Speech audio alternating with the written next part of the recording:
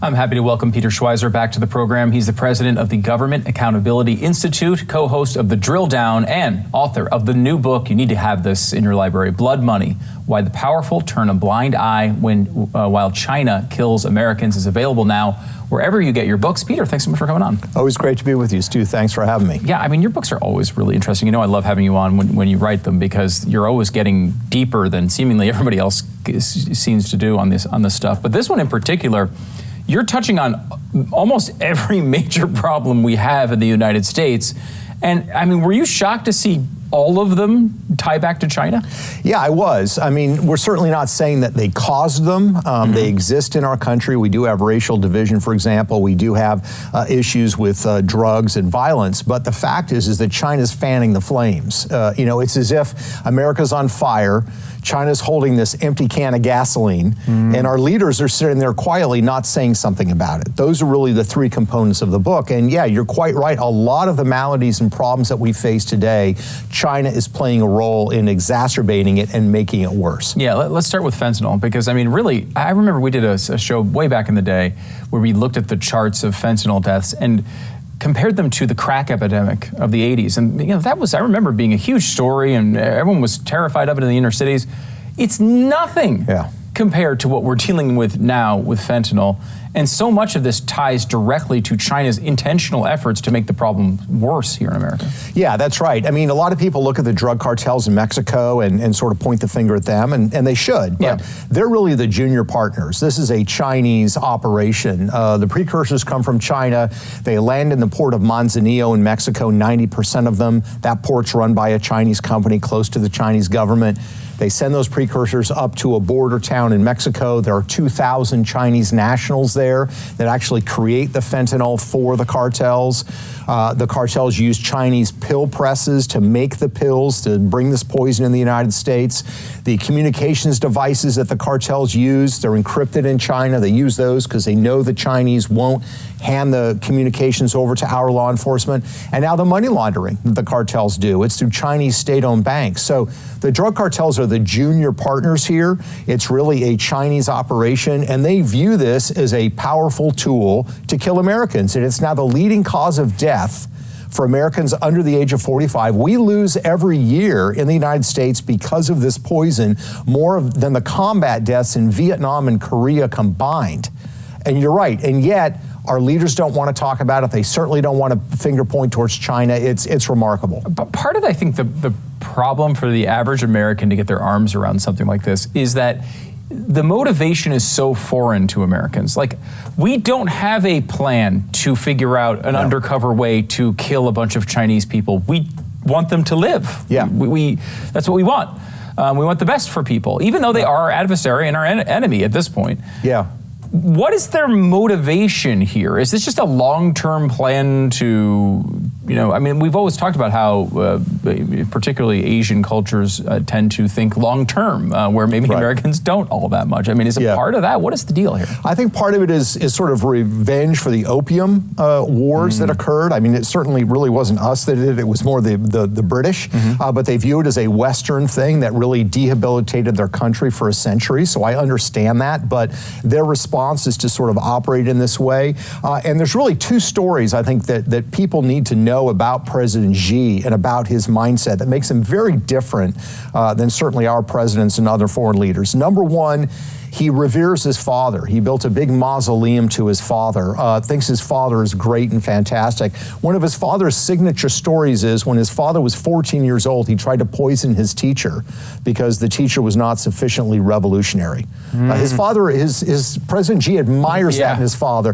The second story is that President Xi's wife, who's a very famous singer in China, she was the one that serenaded the Chinese troops after the Tiananmen Square massacre. Wow. So this is a hardened leader who does not view the world the way a conventional Western politician does. Donald Trump is tough, but he's not diabolical in this way. I certainly think President Xi is. So it's revenge. It's a powerful weapon. It's part of their strategy of disintegration warfare. And I don't think that President Xi has particular moral scruples about doing this. He admired it when his father tried to do it to his teacher. Amazing. And it's not just fentanyl. I mean, you also cover how the gun violence problem, there's a good chunk of the gun violence problem that is being made worse by China. How? Yeah, there's a small device. It's called an auto sear switch or a Glock switch, highly illegal in the United States. You can get one. You have to get a permit. You certainly can't be a felon or a criminal and own one. China, beginning in 2018, started smuggling them into the United States, and they were particularly marketing them to criminal gangs. This is according to DEA, to criminal gangs and drug dealers in the United States. They would advertise them in English on Chinese websites like Alibaba.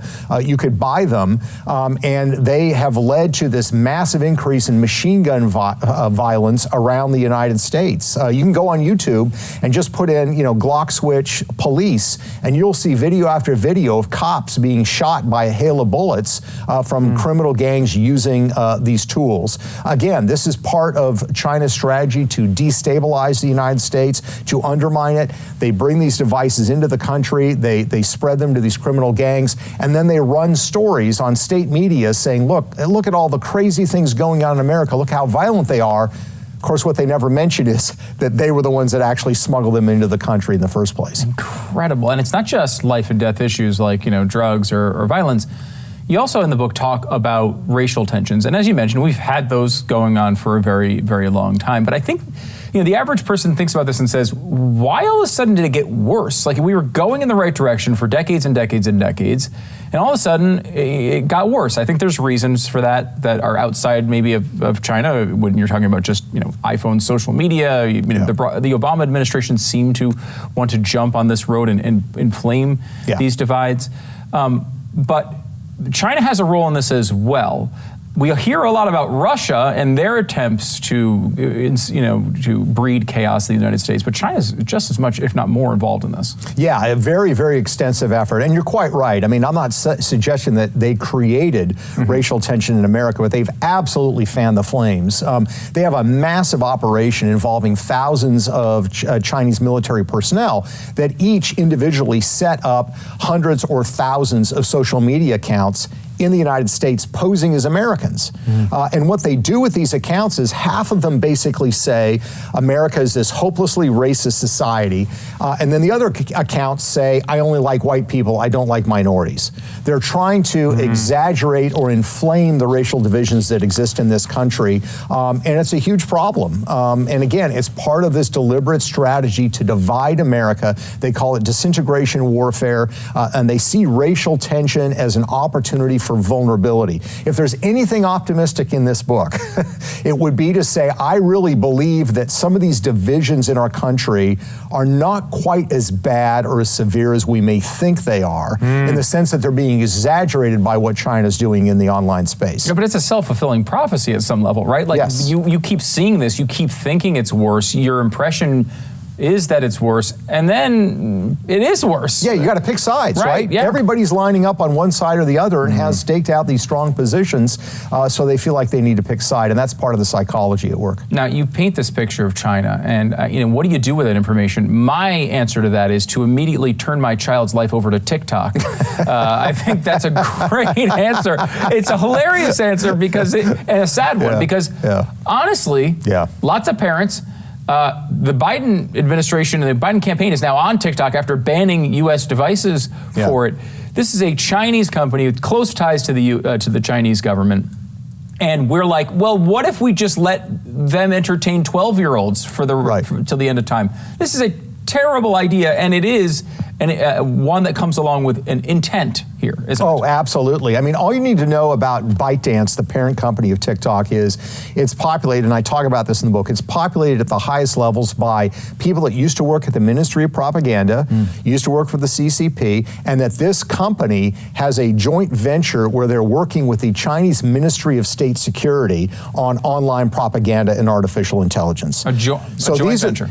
So these are the people that are feeding our children what they're seeing online. The other thing I do in the book is I actually, don't speculate myself. I quote from Chinese officials talking about how they actually use TikTok. There's a military official who says this is like a Trojan horse that we can use against the United States. They talk about how you break down psychologically young people in the West to get them to reject their historical past, to reject national symbols. And once you do that, they are now suddenly much more capable of being influenced by our ideas, how they embed their ideas covertly into messages. You don't want to be too overt about it. How you appeal to emotion, because when you appeal to emotion, a young person engages in righteous indignation.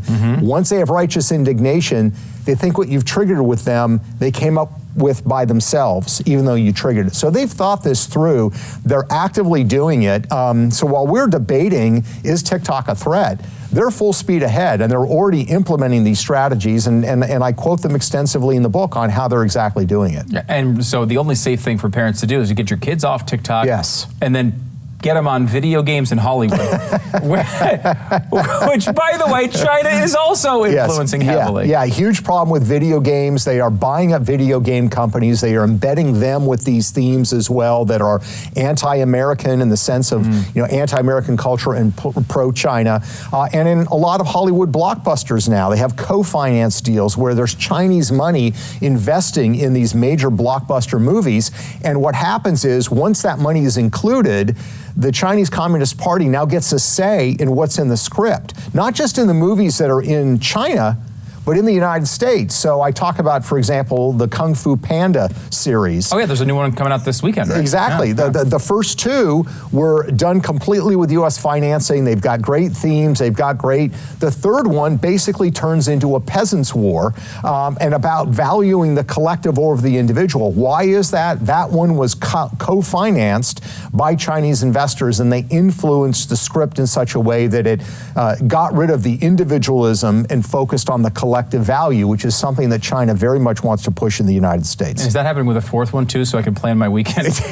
Yes, it's a similar thing, and some of the action blockbusters that we're used to seeing as well. Some of the Transformer movies, the movie The Martian with Matt Damon. You remember he gets trapped on Mars.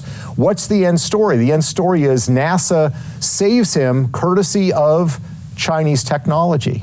And that was because there were Chinese investors in the film, and they said, this is how we want the script to go. This is incredible. I mean, we're just touching on the surface here. Peter's going to be on with Glenn, and you're going to go into much more depth here the next hour. And then also, the book goes even deeper. You need to have the book. It's Peter Schweizer. The book is called Blood Money, Why the Powerful Turn a Blind Eye While China Kills Americans. You can pick it up wherever you get your books, and you should. Peter, thanks so much for coming on. Always great to be with you, Stu. Thanks.